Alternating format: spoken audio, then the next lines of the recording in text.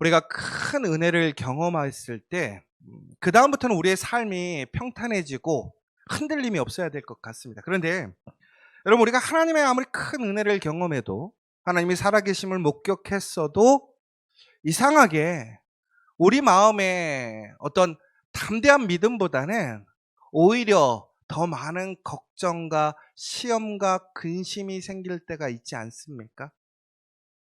예배드리고 내 마음이 후끈 날아올라서 이제는 내가 하나님 말씀대로 하나님 의지하고 살아가야지. 그래, 내 집으로 돌아가면, 내 일터로 돌아가면 그 현실과 상황 속에서 예배드리던 그 마음은 온데간데 없고, 오히려 더 근심과 걱정과 두려움이 더 많아지지 않습니까?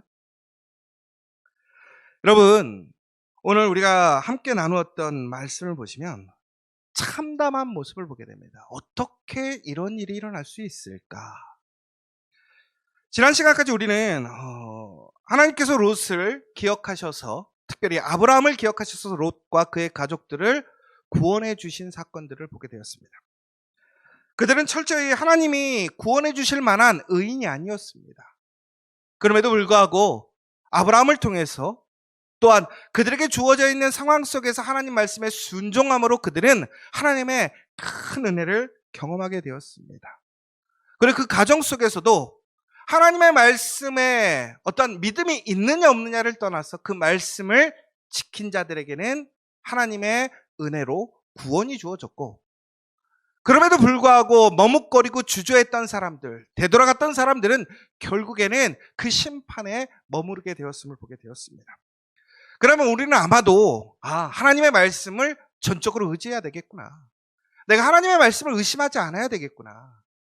그래, 하나님의 말씀은 언제나 우리에게 은혜가 있고 자비가 있고 긍휼이 있다라는 사실을 우리는 기억할 수 있을 것입니다. 그런데 오늘 말씀을 보십시오. 그런데 오늘 롯이 소알에 거주하기를 두려워하고 있습니다. 여러분, 분명히 소알은 하나님께서 명령해서 그들을 구원해 주시기 위한 장소가 아니었었죠. 롯이 도망가는 과정 속에서 너무나 두려운 나머지 아직도 소돔과 고모라에 대한 그 마음을 정리하지 못하고 그 끈을 붙들기 위해 그는 소알로 가기를 간청하고 간구했습니다. 그런데 놀랍게도 하나님은 어떻게 하셨습니까? 그 기도를 들어주셨다라는 거예요. 하나님의 의로운 사람이 아닌 그 피난 가운데 하나님의 전적인 은혜 안에 있다가 정말로 낯짝도 두껍게도 불구하게 그 롯은 하나님께 간구하였고, 하나님은 그 간청을 들어주셨던 것이죠. 그런데 롯이 그곳에 머물기를 원하지 않는 거예요. 두려워하고 있더라는 것입니다. 중국에는 그가 어떻게 되냐면 소알에서 나와 산으로 올라가서 그 두 딸과 함께 굴에 거주하게 되는 것을 보게 됩니다. 하나님께서 예비하신 장소는 이런 장소가 아니었습니다. 하나님께서 그들을 피신시키려고 했던 곳은 굴이 아니었습니다. 다시 그들이 새롭게 시작할 수 있는 약속의 땅, 하나님의 보호하심이 있고 안전함이 있는 땅이었습니다. 그러나 롯은 그것보다는 자신의 눈앞에 보이는, 또한 자신의 마음에 합당한, 자신의 마음에 그 분량이 허락할 수 있는 소알로 움직이기를 원했었는데, 그럼에도 불구하고 오늘 그 뜻이 다 이루어졌음에도 불구하고 그는 다시 그 소알을 떠나서 하나님께서 예비하신 곳이 아닌 그 굴로 들어가는 안타까운 모습을 보게 됩니다. 그리고 종국에는 그 굴 속에서 두 딸은 완전한 소망을 잃어버리게 됩니다. 이제 온 세상이 멸망했다라고 생각하고 있습니다. 사랑하는 여러분, 오늘 지금 그들은 왜 소알에서 소망을 보지 못했을까요? 왜 소알을 두려워했을까요? 아마도 저는 이렇게 생각해 봅니다. 그들이 소알에 머물기를 원했던 것은 소돔과 고모라와 가까웠기 때문이라고 생각합니다. 그런데 오히려 그들이 가까운 소알에서 철저히 심판받고 완전히 심판받는 소돔과 고모라를 보게 되었다는 거예요. 그 두려움에 휩싸이게 된 것이죠. 더 나아가서는 완전히 심판받다 보니까 다시 되돌아갈 방법이 없는 거예요. 되돌아갈 수가 없는 거예요. 혹시나 하는 마음, 그 마음까지도 사라지게 된 거예요. 그러니까 오늘 이들의 구원의 소망, 내일에 대한 소망은 아직까지도 하나님이 아니라 소돔과 고모라에 있었던 것이죠. 그런데 소돔과 고모라가 완전히 사라진 거예요. 이제는 소망이 보이지 않는 것이지요.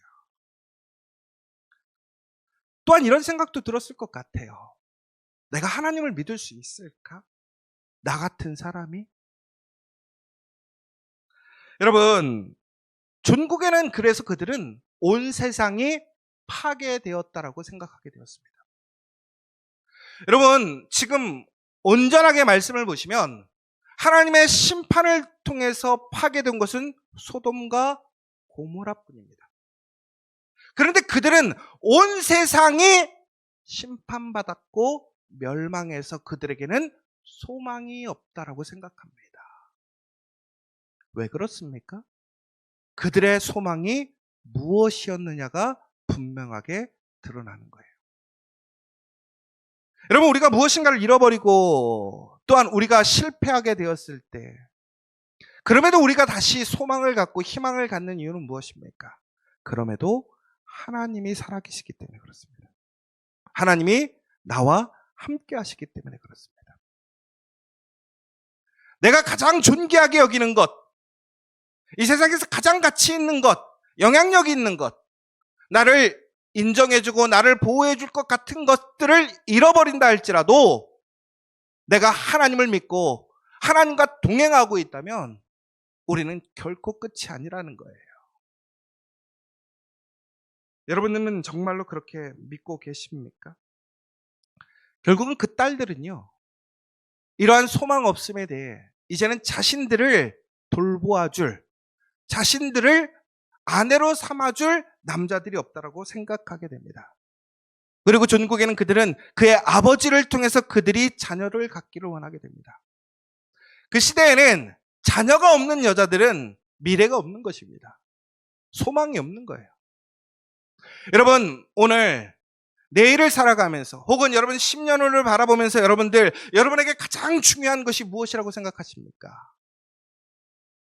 저도 생각해 보거든요. 저도 집이 없어가지고 야, 이거 집 없이 이렇게 살아도 될까라는 저도 생각이 들어요.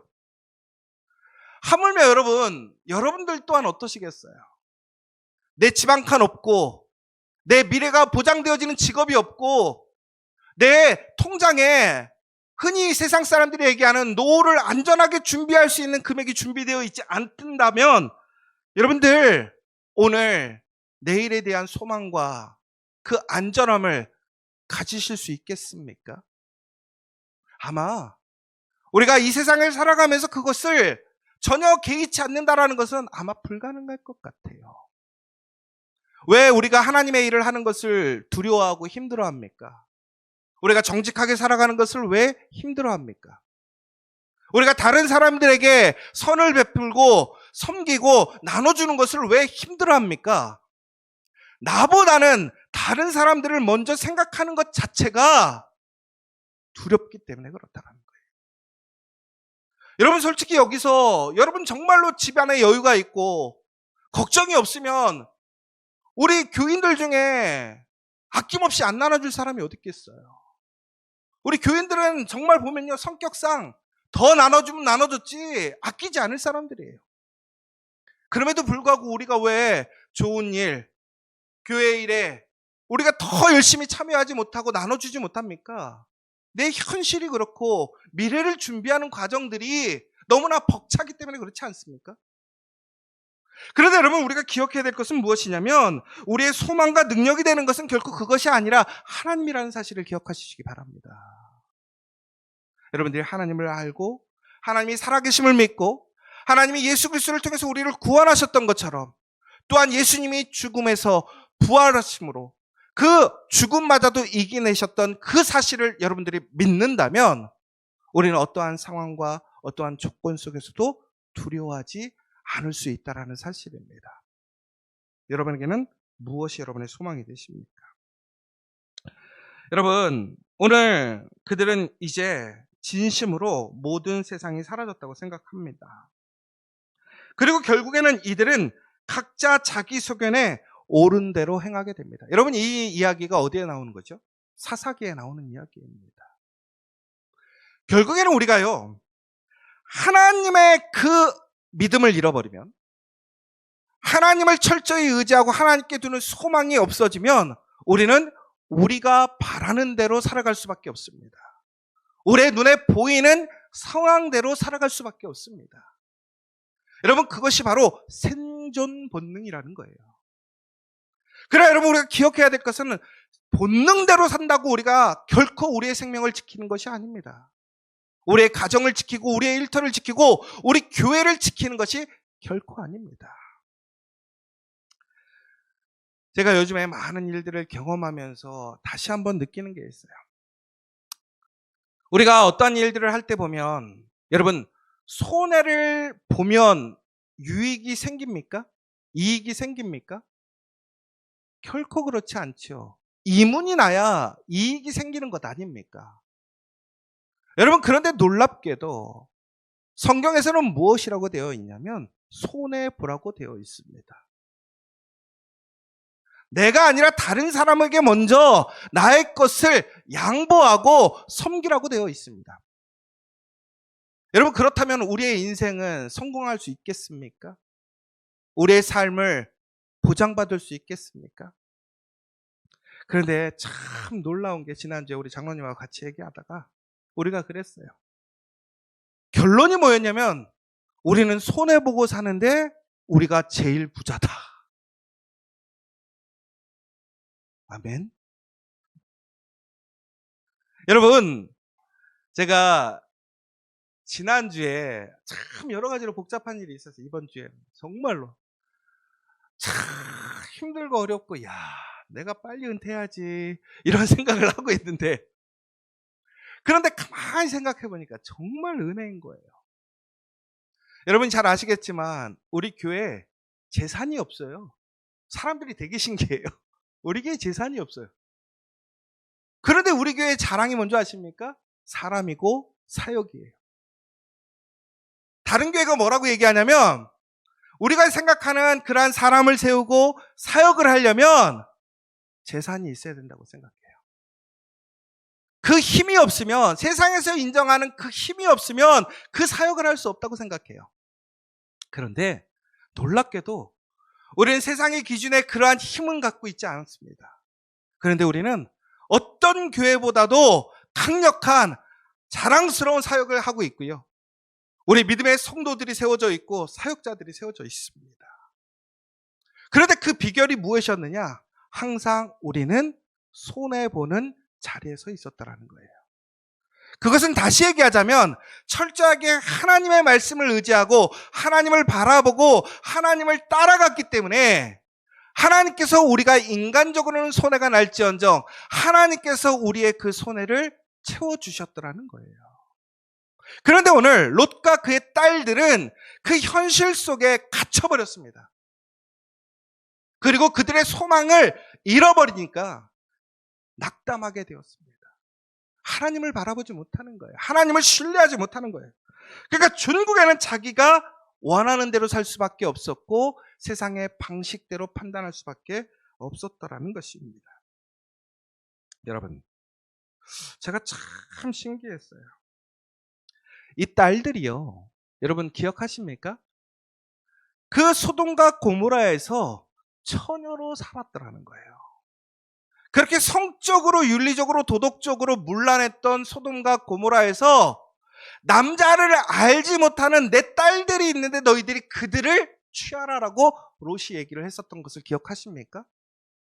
다시 얘기하자면 롯은 그 시대에 철저하게 어떠한 세상적인 문화 속에서도 그 자녀들을 거룩하게 성결하게 지켜가고 있더라는 거예요.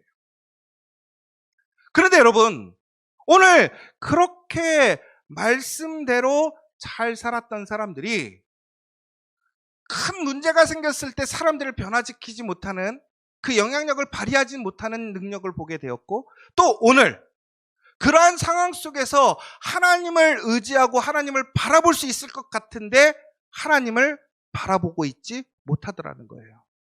그러니까 무슨 얘기입니까? 그들이 문제가 없고 또 평안하고 풍요로웠을 때는 하나님을 잘 믿고 하나님 말씀대로 살았어요. 그런데 그들이 소망하고 그들이 바라고 믿고 의지하는 것들이 사라지고 삶이 힘들어지고 어려워지고 궁핍해지니까 하나님을 바라보지 못해요. 여러분, 오히려 이것이 반대로 됐어야 되는 거예요. 하나님은 오히려 우리가 힘들고 어려울 때, 우리가 지치고 상할 때 우리에게 위로가 되시고 생명이 되시고 보호자가 되신다는 사실을 우리는 잊어버리지 않아야 된다는 거예요. 하나님은 언제나 우리와 함께 하시고 우리의 길이 되시고 진리가 되시고 생명이 되신다는 거예요. 그런데 이들은 철저하게 종교적이고 형식적인 신앙에 몰려 있었더라는 것이지요. 그러자 그들에게 위험이 오고 그들의 소망이 사라지는, 그 인간적인 소망이 사라지니까 그들은 흔들리고 결국에는 하나님이 아닌 세상의 방식대로 살아가게 되었다는 거예요. 그런데 그들의 삶의 결과가 어떻게 되었습니까? 하나님의 축복이 아니라, 하나님의 약속이 아닌 그들의 삶의 결과를 만들게 되었고, 전국에는 그들이 그것으로 인하여 오히려 하나님의 은혜가 아닌 더 많은 갈등과 시험으로 빠지는 결과로 나아가게 되었더라는 사실입니다. 사랑하는 여러분, 어떠한 상황 속에서도 여러분들, 나의 방식이 아닌 하나님의 방식, 하나님의 길을 찾아가는 저 여러분 되시길 간절히 소망합니다. 여러분, 그러면 소망이 있습니다. 그곳에 길이 있습니다. 여러분, 이들은 철저히 그래서 두려워서 아무도 없는 동굴로 도망간 거예요. 여러분, 그런데 제가 갑자기 이런 생각이 들었어요. 이 롯과 그의 딸들이 예수님 시대에 얘기하는 바리새인과 서기관과 같지 않는가라는 생각을 했어요. 형식적이고 철저하게 사람들에게 보이는 신앙, 본질적인 그 심령의 변화와 하나님을 의지하는 것이 아니라 그 하나님이 주시는 그 선물과 결과에만 집착하는 그러한 세속적인 신앙의 사람들이 아닌가. 그런데요, 여러분, 마태복음 5장 20절에 보면 이렇게 나와 있습니다. 내가 너희에게 이르노니 너희의 의가 서기관과 바리새인보다 더 낫지 못하면 결단코 천국에 들어가지 못하리라. 이게 무슨 얘기냐면, 여러분, 우리는 이처럼 이것이 잘못된 신앙이고 외식하는 신앙이라는 것을 아는데 과연 우리는 진심으로 하나님 앞에서 그들보다 나은 신앙을 갖고 있는가? 그렇지 않으면 우리 또한 시험과 도전이 왔을 때, 내가 생각하는 그런 소망이 이루어지지 않을 때 우리는 동일하게 내가 원하는 방식대로 살아갈 수밖에 없게 되더라는 거예요. 여러분, 우리는 노아 때도 그랬고 마찬가지로 오늘 이 소돔과 고모라의 심판에도 우리가 전적으로 하나님을 신뢰하고 있는가를 잘 생각해 봐야 돼요. 여러분, 심판 이유가 중요합니다. 이게 무슨 얘기냐면, 우리에게 시험이 오고 문제가 생겼을 때 분명히 하나님께서는 그 가운데 우리에게 은혜로 또 우리를 구원하시고 새로운 길을 열어주십니다. 그런데 바로 그 결과 속에서 우리가 진심으로 하나님을 믿고 흔들림 없이 나아갈 수 있는가가 매우 중요하다는 거예요. 여러분, 그 믿음에 흔들리지 않게 될 때에 우리는 깨어 있을 수 있습니다. 바로 이 다음에 어떤 문제가 생기는 줄 아십니까? 바로 그의 딸들이 그의 아버지를 술 취하게 합니다. 여러분, 그런데 노아 때도 그랬고 오늘의 문제도 전국에는 술 취함이 문제가 되었습니다. 여러분, 이제 술 먹는 것이 문제다, 이 얘기를 하려는 게 아니에요. 여러분, 이 술 취하는 것은 결국엔 무슨 얘기냐? 심신이 미약해지는 것인데 내가 내 의지대로 살 수 없으니까 다른 것을 의지하고 잊어버리려고 하는 거예요. 그런데 여러분, 우리는 술 취하는 것이 아니라 무엇에 충만해져야 되냐면 성령에 충만해져야 된다는 거예요. 술에 취하면 잊어버리지요. 그러나 문제가 해결됩니까? 안 돼요. 여러분, 어떠한 것에도 의지하고 내가 그것을 붙들면요, 그것이 나에게 길을 만들어주지는 않더라는 것입니다.